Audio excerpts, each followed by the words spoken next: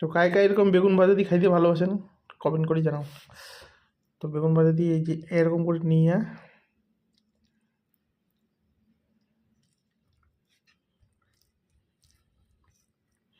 এরকম করে নিয়ে সেটা মুখের মধ্যে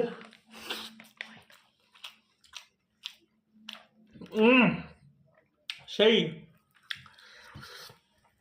কায় এরকম বেগুন ভাজা দিয়ে খাইতে ভালোবাসেন দারুন।